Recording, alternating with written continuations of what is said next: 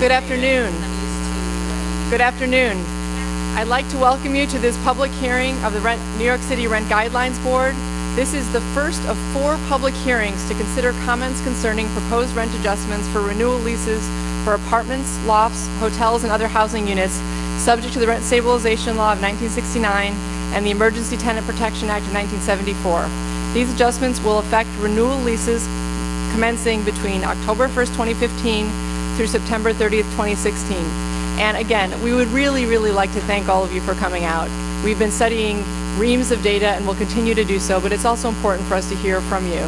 So again, thank you very much for being here and for being willing to offer your testimony. I will now take roll call. Please respond if present. Harvey Epstein. Present. Stephen Flax. Present. Shayla Garcia. Cecilia Hosa. Present. Sabeel Rahman. Present. Helen Schaub. Present. Scott Walsh.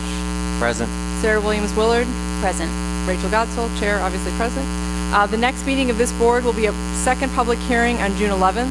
In all, there will be 3 more public hearings to comment on the proposed guidelines. They will be held on the following dates, times, and locations. The next meeting is Thursday, June 11th at the Bronx Museum of Art at 5 p.m. to 8 p.m. That's located at 1040 Grand Concourse. The next meeting will be Monday, June 15th at Queensboro Hall, 12055 Queens Boulevard, also from 5 to 8 p.m. The next meeting will be Thursday, June 18th at Brooklyn Borough Hall from 5 to 8 p.m. Directions to these hearings can be found on our website, nycrgb.org, in the About Us section meeting schedule. You can sign up by calling the Rent Guidelines Board. Try not to take this personally. At our offices at 212-385-2934. And as always, there are copies of our meeting schedule here today. The final vote will take place on June 24th, starting at 6 p.m. It will be held in the Great Hall at Cooper Union, 7 East 7th Street at the corner of 3rd Avenue in Manhattan. To board members, please note that the drafts of both the hotel and apartment explanatory statements will be in your folders at the June 15th public hearing. We request your comments on and/or suggested additions to the statements no later than the morning of June 23rd. Revised drafts will be sent to you via email by Friday, June 19th, reflecting additions resulting from public hearings. Any questions, please see Andrew. Before we begin our hearing, I would like to read to the audience some of the rules and parameters for those of you who are testifying before the board. Each speaker will have 2 minutes to give his or her testimony. In the event that large numbers of people wish to speak, the chair reserves the right to reduce the allotted speaking time, but we hope not to have to do that in light of the 2-minute speaking time. The clock will beep to let you know that your time is close when the speaker has 30 seconds left. I will always attempt to alternate speakers between tenants and owners, but depending upon the number of people who've signed up, this may not always be possible, in which case I'll just go with the list that continues to have speakers listed. Speakers must confirm their presence with the RGB staff at the registration table located near the entrance of the hall. If you have not done so, please do.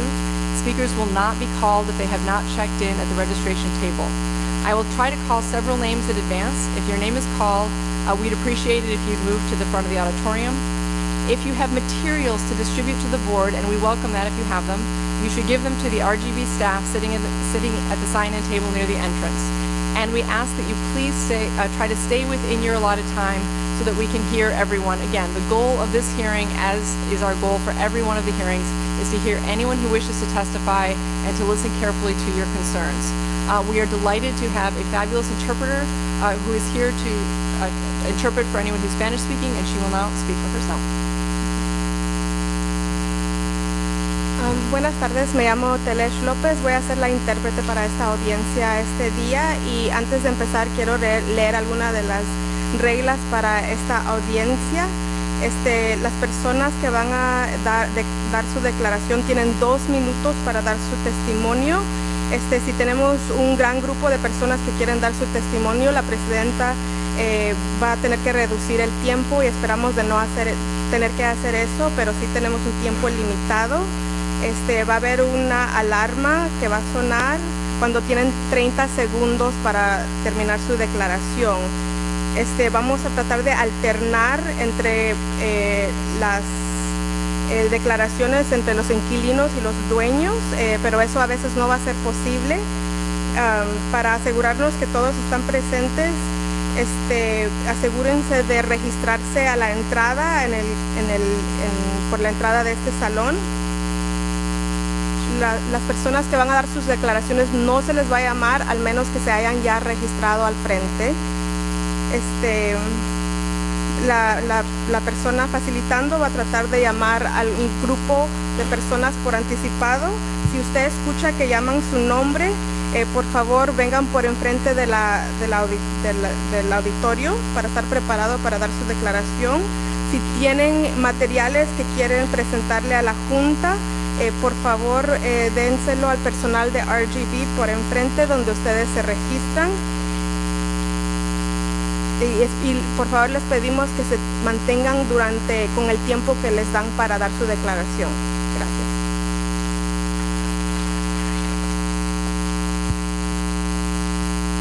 So we will list people in the order that they signed in.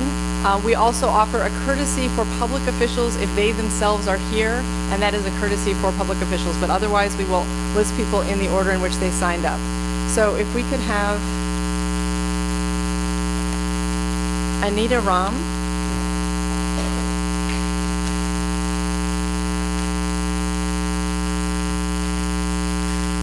William Stanford, and Jack Freund will be our first three speakers. Ms. Ram?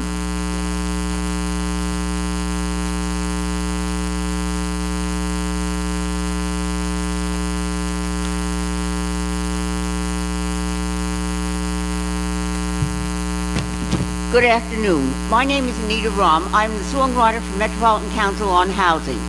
Last year, you had the opportunity to atone for the sins of the past by granting rent rollback, but you still voted for an increase. Why?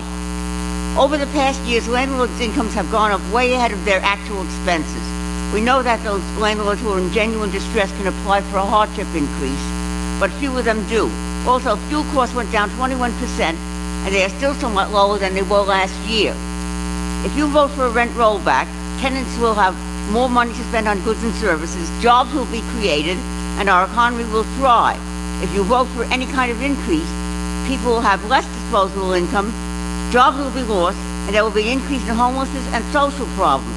Also, more units will go out of rent stabilization and up to tremendous market rents. You have it within your power today to save an endangered species and atone for the sins of the past. Roll back the rent this year. Roll back the rent this year. The tenants are struggling to make ends meet, so roll back the rent this year. Most of the landlords are rolling in dough. They're making more money than we'll ever know. We don't want to have to sleep out on the street, so roll back the rent this year. Any questions? Thank you so much.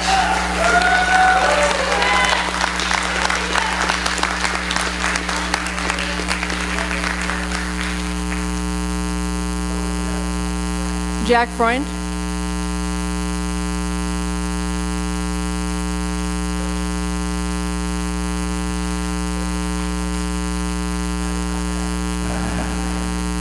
We're hoping for a song, Mr. Freund.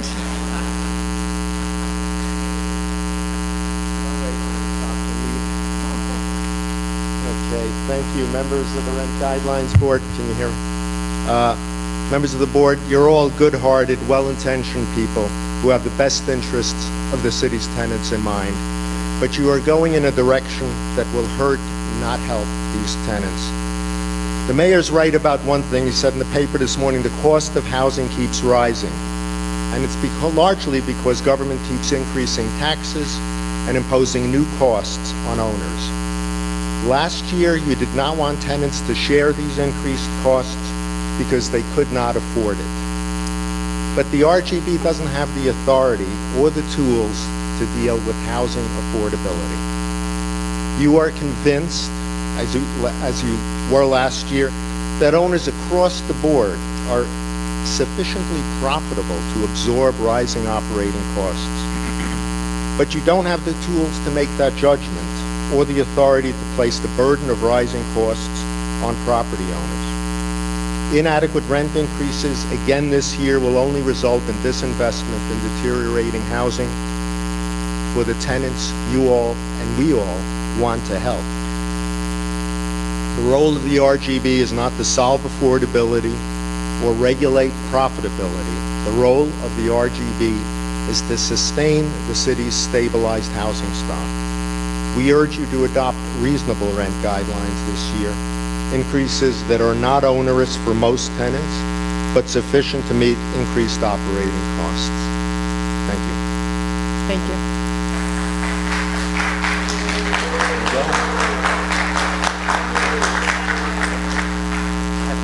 I have a question. I'm sorry, Mr. Freund, there is one question for you.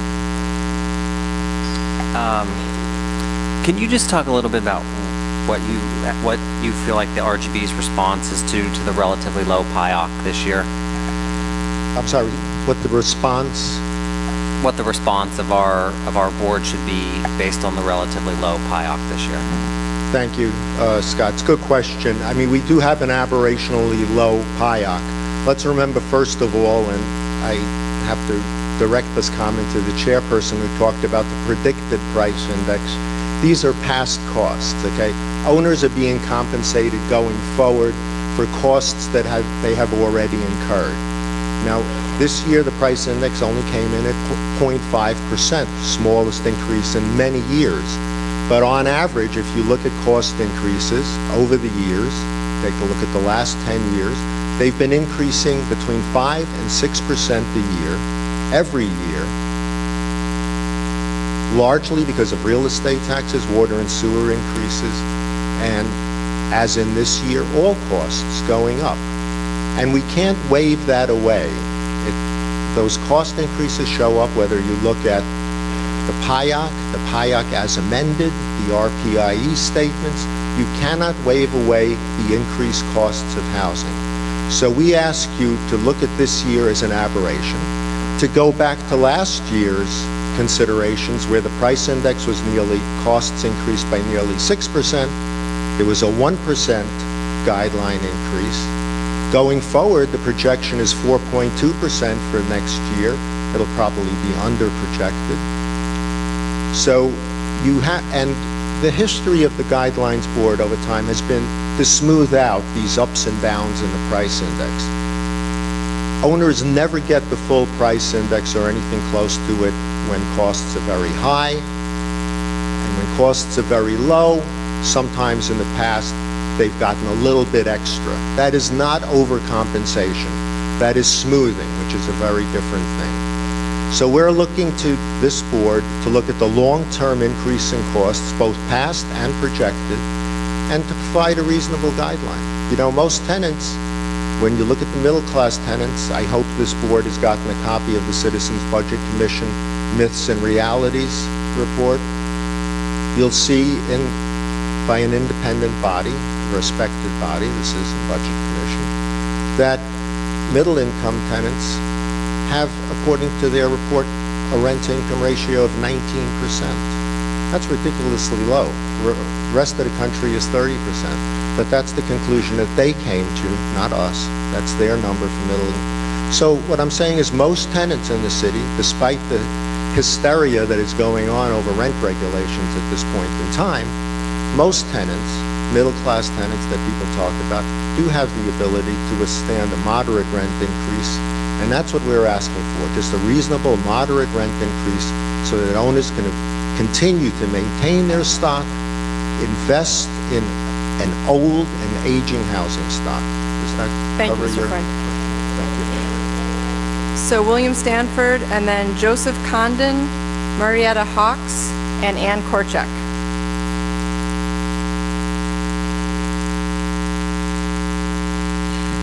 The name is Mr. X. And as I said before,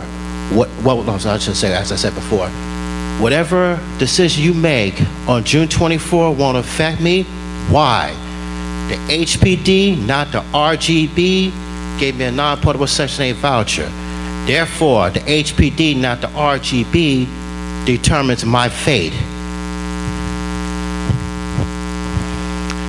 As I stated before, Rachel,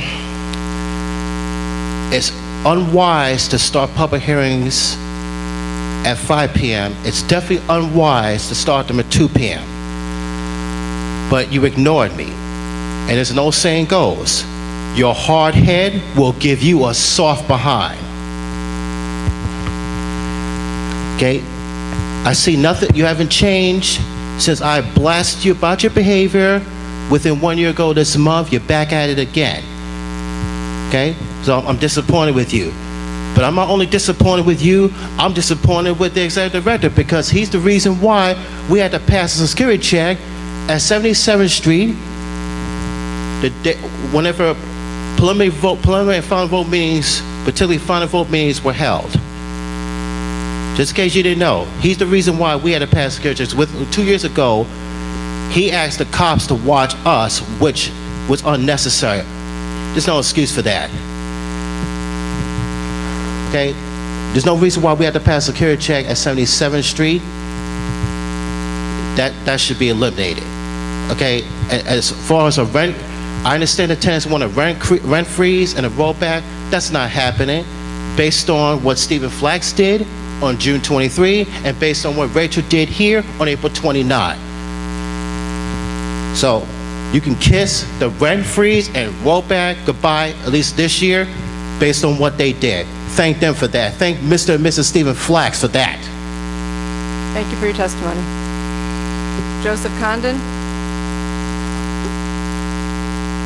Oh, I'm sorry. If Corey Johnson could come and speak, again, as a courtesy to our public officials, we are... Thank you, Madam Chair.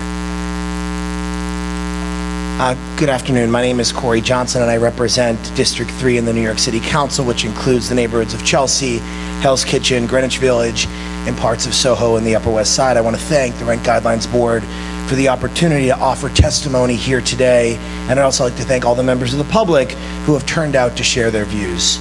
No matter what side of the issue you're on, I think we can agree that it's important for people to have an opportunity to voice their opinion on this matter. The decision now before the Rent Guidelines Board will have a profound impact on the lives of millions of New Yorkers. I appreciate the enormity of the decision that the board must make every year. This underscores how important it is that we get it right. As an elected official, my staff and I hear from a large volume of constituents every day on matters large and small. By far, the primary issue we hear about is housing. Many people in my district are struggling to stay in their homes, and when I travel around my district, I hear a consistent theme. Years of rent increases have left many of them unable to afford to pay their rent while still paying for basic expenses. Most are rent-stabilized tenants whose rents have increased steadily for decades, while their income has remained stagnant or even declined. They are nurses, firefighters, occupational therapists, police officers, and teachers. They are leaving in droves because of the lack of affordable housing. I think we can agree, no matter where you stand on this issue, that a city without residents to deliver our essential services is simply not sustainable. Who am I not hearing from? Are landlords and building owners. We're not receiving calls from building owners saying they are having trouble making ends meet. Landlords are not calling for assistance because their profit margins have declined. In fact, fuel costs are down, land values are way up, and landlords are not struggling to put food on their table. The rocketing demand for real estate has pushed the cost of housing higher than we've ever seen. Rents continue to go up. The price of food continues to go up. Subway fares continue to go up, and many West Siders who have lived here for their entire lives now find themselves priced out. If I just have 30 more seconds. Since the Rent Guidelines Board was impaneled over 4.5 decades ago, it has voted for rent increases every year with no exceptions. Irrespective of what profits landlords were making, tenants have been asked to pay more. Like many, I believe that many of these increases were uncalled for and excessive. That is why today I am calling on this board to vote for a rent rollback. As Rent Guideline Board's members, I ask you to consider, what kind of city do you want to live in? Do we want a city to be an enclave for the wealthy, where the price of admission is a high six-figure income? Do we want a city of luxury housing with part-time residents from around the globe? Or are we going to remain a city of families, permanent residents who send their children to our public schools, operate our small businesses and public institutions, volunteer at neighborhood events, and contribute to the fabric of New York? The decision made by the RGB will have broad implications for years to come. Today's hearing is an important opportunity for New Yorkers' voices to be heard.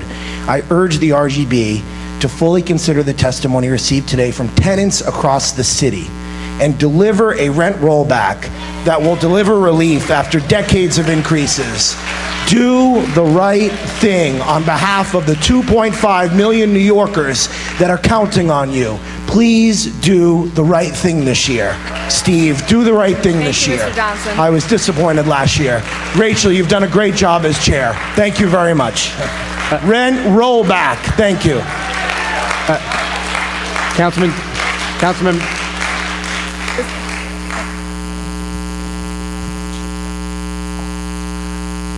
Thank you for testifying here today.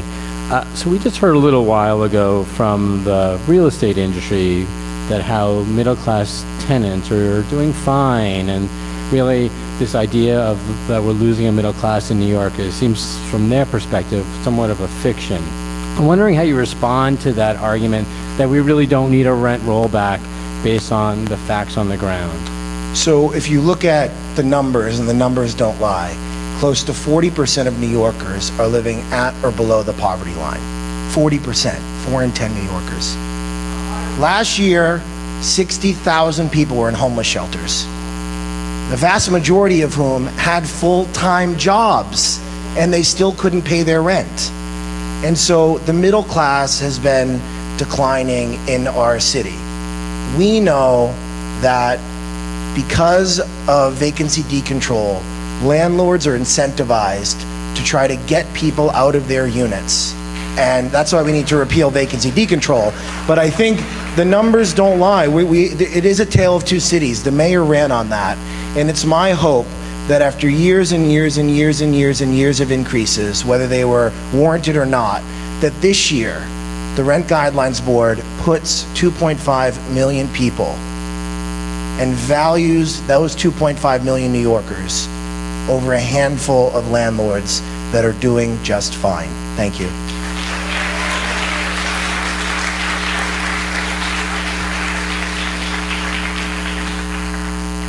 Actually, I just had a comment.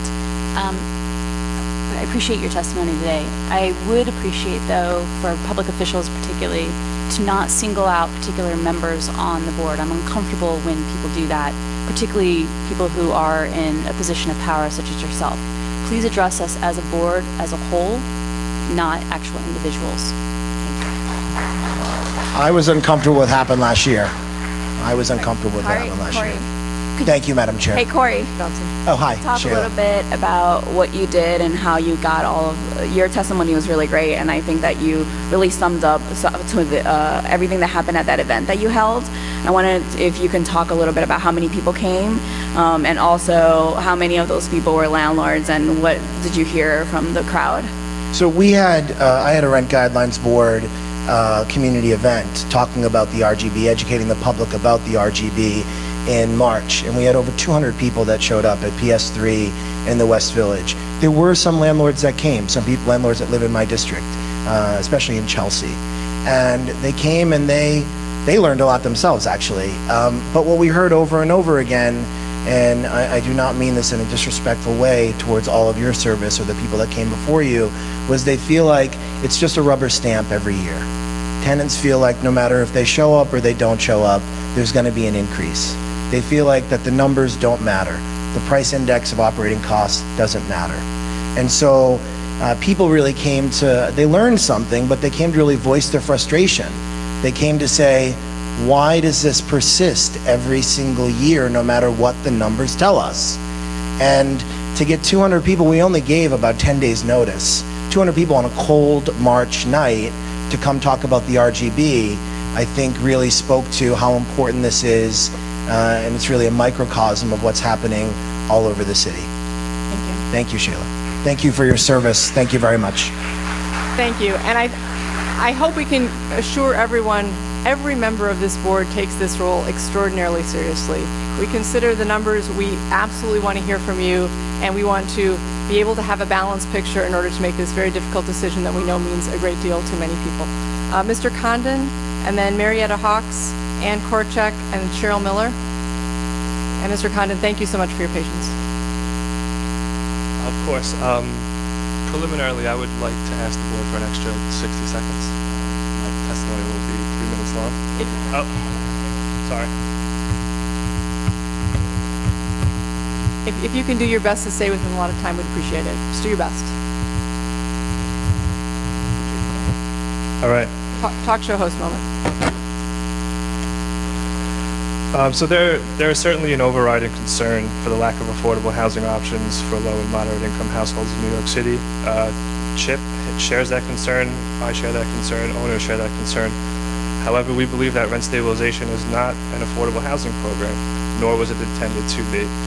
That is not to say that low income or moderate income tenants do not benefit from stabilization, or that the need for affordable housing is not immediate and compelling. But how can rent stabilization be considered an affordable housing program when there is no means testing or other economic criteria used to determine a tenant's eligibility? How can an affordable housing system allow millionaires to occupy tens of thousands of rent-stabilized apartments? Instead, rent stabilization was really intended to prevent speculative, unwarranted, unreasonable, and abnormal increases in rents. However, where costs of operating and maintaining stabilized housing increase, concomitant increases in rents to cover those costs are warranted and reasonable. There's nothing abnormal, speculative, or oppressive about increasing rents to meet increasing operational costs, particularly when many of these costs are increased by the government themselves. Many elected officials you will hear from who are calling for a rent freeze or a rent rollback are the same people who continue to raise the #1 expense of rent-stabilized building owners. That's property taxes. One may even call it hypocritical to allow for taxes and other government-controlled costs to increase while at the same time advocating against reasonable rent increases that would cover those costs. Here are some facts. The percentage of distressed buildings has increased from last year. Net operating income, as measured by this board, has seen an overall decrease since 2001. Real estate taxes over the last 10 years have increased by 67%. Over the next 4 years, the de Blasio administration projects another 19% increase. The property tax burden on rental buildings throughout New York City is the second highest of any city in the country, with Detroit being the first. 30 seconds, please. Again, if you can just compress as much as you can, please. Because you can hand your testimony to the front desk and we will read it carefully. Well, just one more concern is the limited attention that this board gives to the cost of capital investment in existing buildings. NOR does not include this cost item, and accordingly, the RGB does not consider the cost of capital maintenance and improvements in its deliberations to adopt the guideline. A rule of thumb followed by many building owners is that 2 to 3% of an asset's value should be allocated per year for capital maintenance and improvements.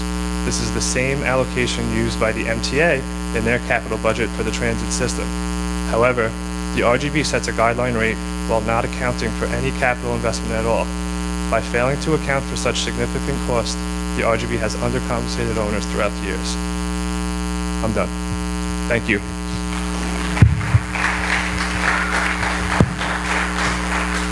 Ms. Hawks, and then Ann Korchak, Cheryl Miller, and Andrew Hoffman.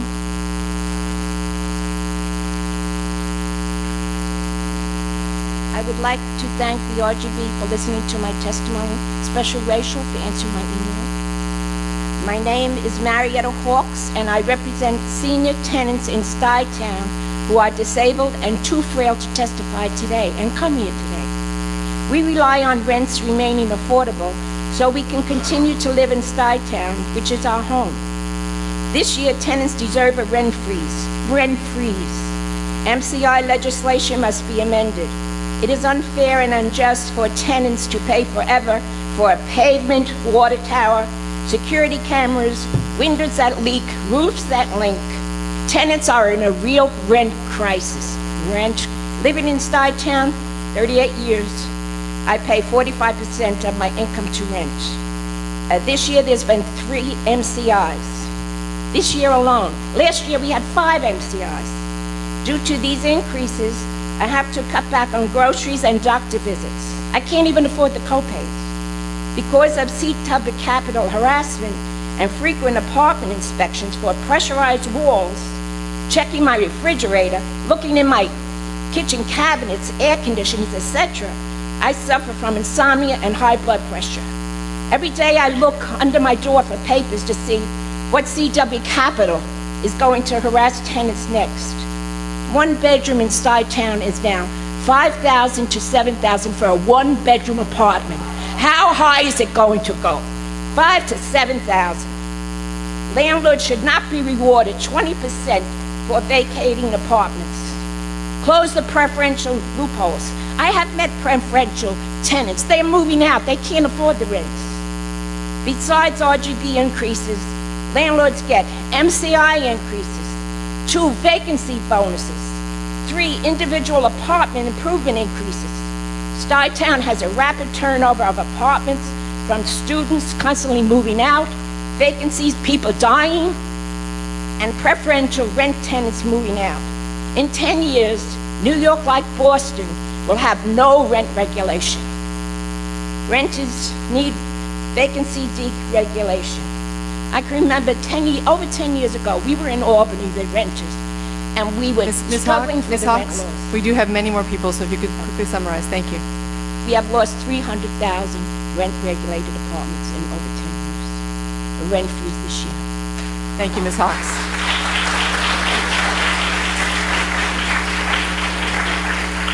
If we can, Councilman Dan Garodnick. And Ms. Korchak, you will be next. Thank you so much.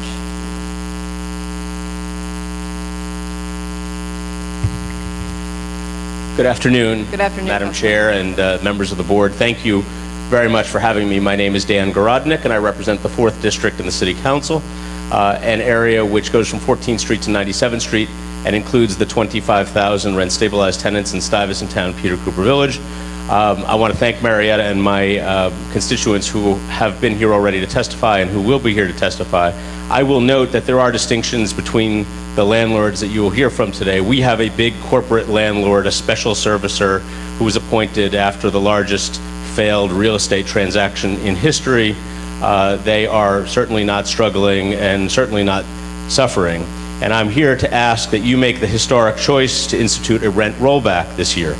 The safety and security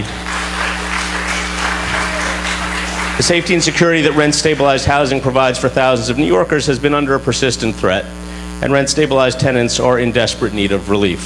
Since 1994, the first year for which data is available, we've added only about 161,000 rent-stabilized units, while we've lost about 265,000. This has meant 20 years of a contracting affordable housing market, with the remaining affordable units being less affordable all the while.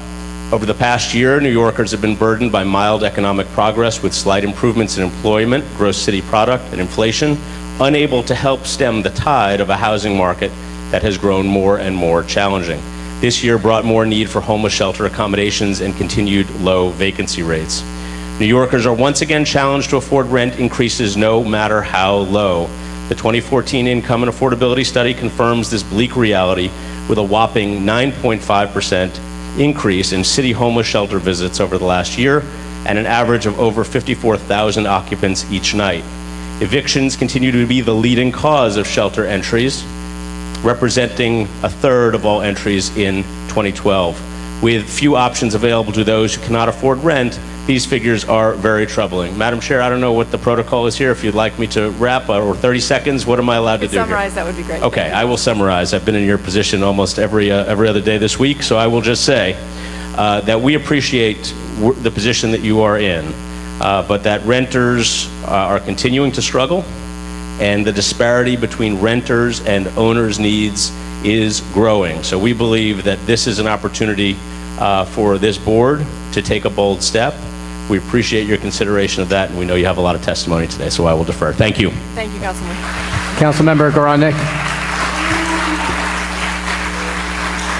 Just a quick question for you. We just heard from the small property owners that they claim that there were tens of thousands of millionaires living in rent-stabilized housing, and that the system isn't set up to subsidize those tens of thousands of millionaires living.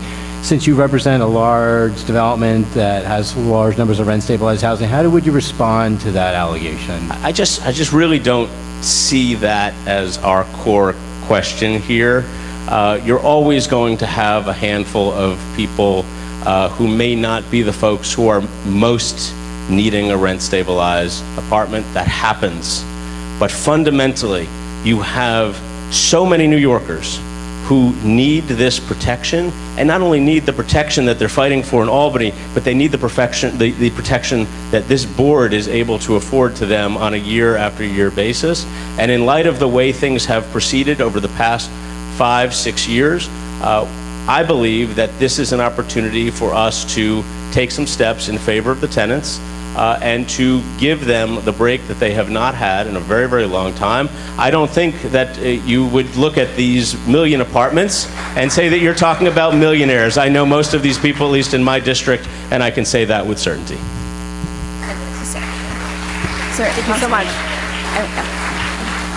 I also wanted to know, what are your thoughts about high taxes? They're talking about how taxes are high. Obviously, this board has no power to do that, so what do you suggest that they do?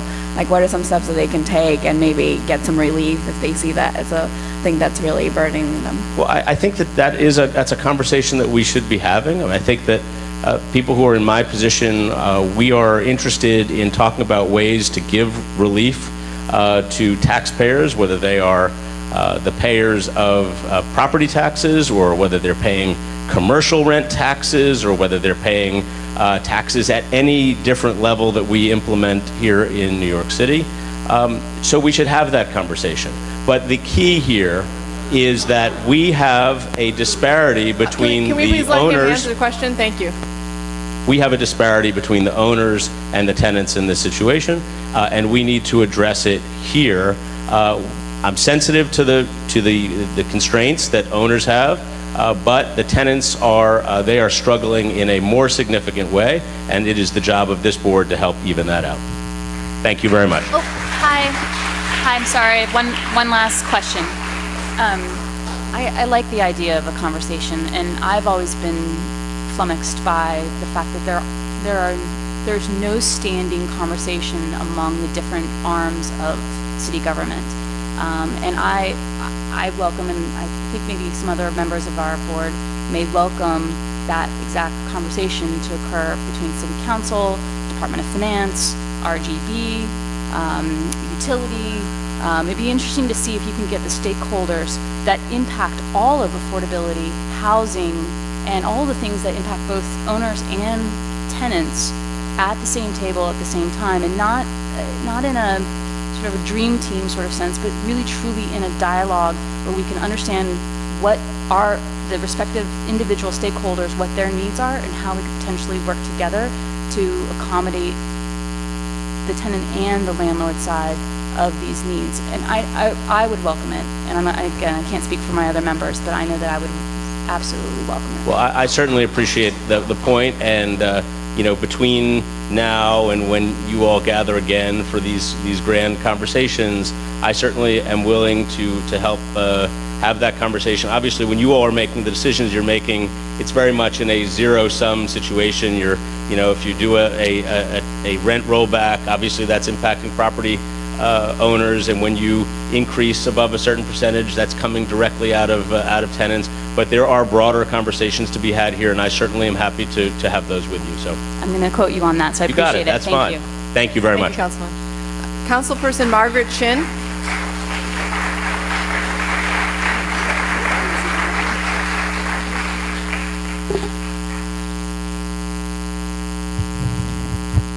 Good afternoon. Thank you for the opportunity to testify before you today. My name is Margaret Chin. I represent District 1 in Lower Manhattan.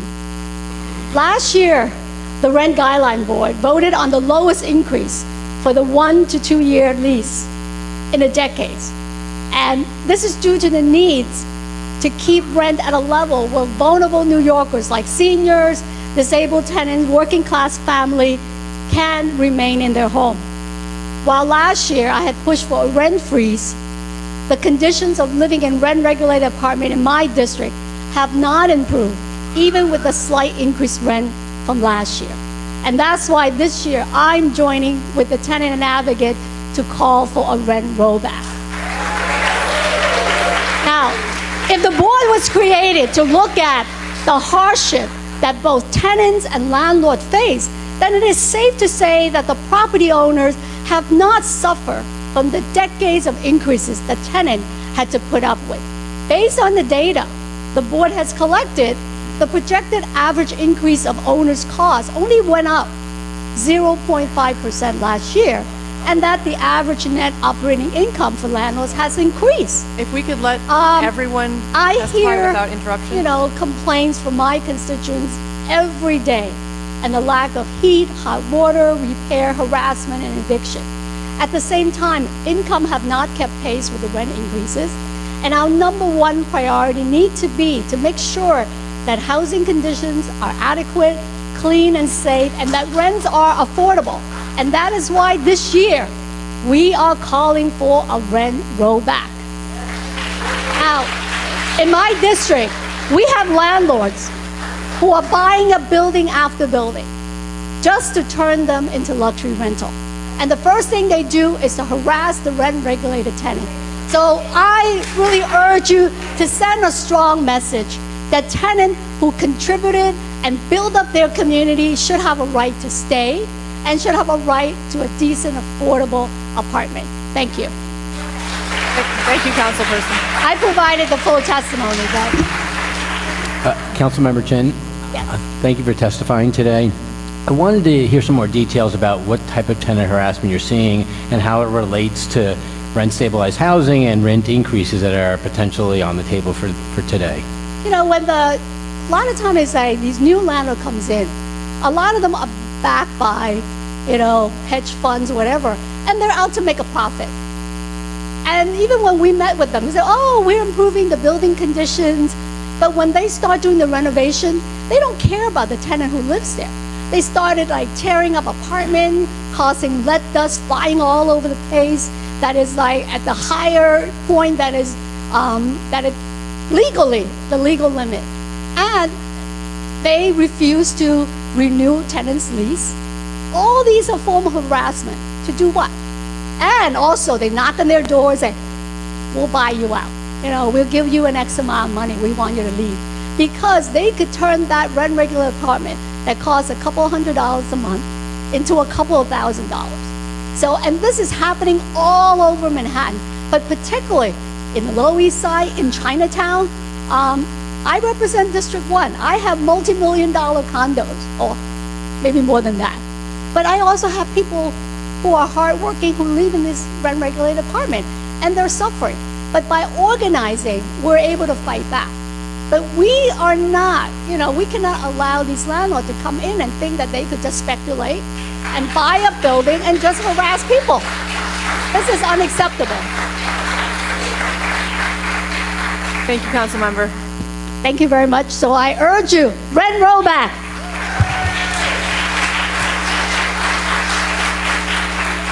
Ann Korchak, then Cheryl Miller, Andrew Hoffman, and then Faith Steinberg. Ms. Korchak. And thank you so much for your patience.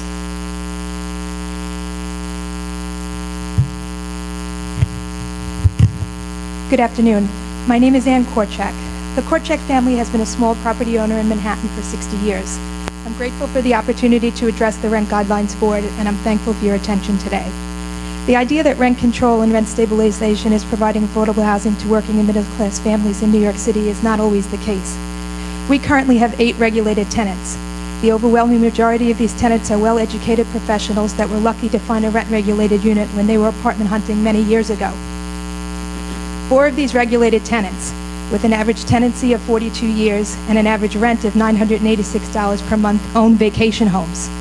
They're able to afford vacation homes in Florida, Cape Cod, and East Hampton because of the very low regulated rent they pay.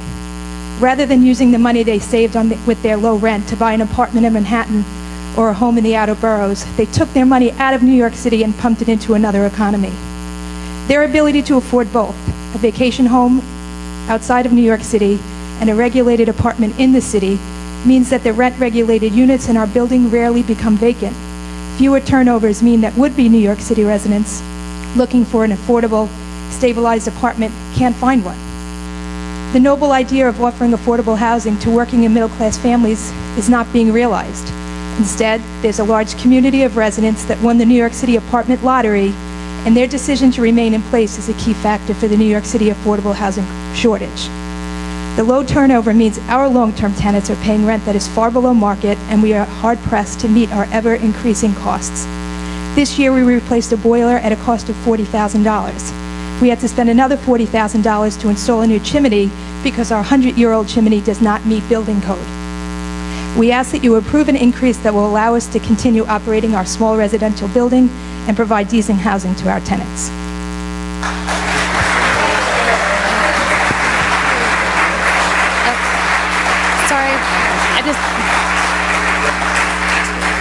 Cheryl Miller, then Andrew Hoffman, Faith Steinberg, and Lee Williams. Actually, I'm sorry, before we start, speakers, do you guys mind just taking a look up at the board before you leave, because we don't want to miss an opportunity to ask you questions or make comments if as a follow-up to your presentation. And I just actually was going to ask a quick question, and you don't have to come back down, it's okay. But I think this goes back to the,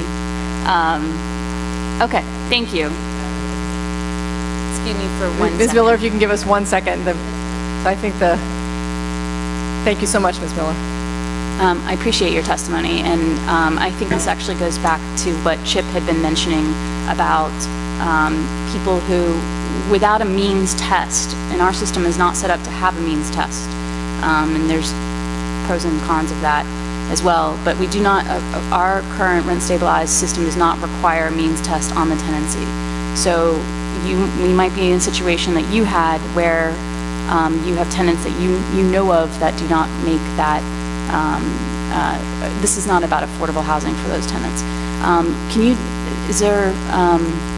Sorry, I forgot the last question I was going to ask you, but just thank you for your testimony, I appreciate it. Thank you. Actually, can I ask, ma'am, can I ask you a follow-up question? I wasn't sure how big your building was. How many unit building you own? It's 10 units. 10 units, and they're all rent stabilized? Some are, yes. How many are? We have 4 units that are rent stabilized or rent controlled, a mix. So you have 6? There's 2 buildings, 10 units each, right. So you have 20 buildings, 20 units. 20 units, yes. And you have, how many of the 20 are rent stabilized? Right now we have 8 that are regulated, 2 are rent controlled, and the remaining are rent stabilized. 6 are rent stabilized, Correct. 2 are rent controlled, and the other 12 are market rate. Yes, or some owner occupied too. We have, family, that live. Oh, all right, thank you. So it's a mix, yes. I have a question. So you said you made some major repairs. Are you planning on charging an MCI for that? If the city allows us to, but it's not always. Some MCI applications are not allowed. They're disallowed for. Well, from what you're describing, it seems like you would get a 6% a year increase. I don't know if that's the case. Depending on what's happening. Yes. Yeah. Right. Yes. Thank you. But we would, follow. We would, put the application in. Yes. Let me clarify, the MCI is a post facto. She had to put that money into replacing the boiler. I'm sure it was out of necessity, but that's something you take the risk 60-year-old boiler, before you know whether the city will allow. We have to replace it because we have to provide heat and hot water. Right. But you'll continue to recoup the costs. Do we think we can continue to listen to testimony? Yeah. Thank you so much, Ms. Gray.